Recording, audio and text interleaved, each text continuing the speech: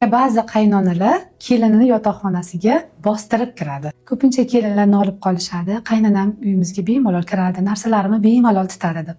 Bilasizmi, ba'zi qaynonalar bu meni uyim, xohlagan paytda kirishga haqqim bor deb o'ylashadi. Ba'zilari bo'lsa, o'g'li bilan kelinini yaqinligini ko'risha olmaydi. Ongsiz holatda o'g'lim uchun men birinchi ayolman deb o'ylashadi. Ayniqsa, yoshligida o'zi eridan umuman mehr, e'tibor kutmagan bo'lsa. Ba'zi qaynonalar uchun kelinni shaxsiy hududi degan tushuncha umuman yo'q. Ba'zi qaynonalar keliniga umuman ishonishmaydi.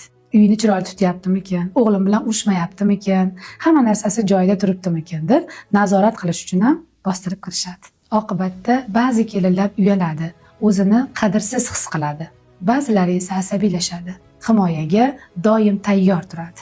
Va eriga nisbatan norozilik, ichki g'azab kuchayadi. Qaynonajonlar, uy sizniki, to'g'ri, lekin u endi o'g'lingiz va keliningizni shaxsiy hududi. U yerga bostirib kirish odob jihatdan mumkin emas. Unutmang, o'g'lini hurmat qiladigan, baxtli bo'lishini chin dildan istaydigan qaynonalar hech qachon bu xatoni qilishmaydi.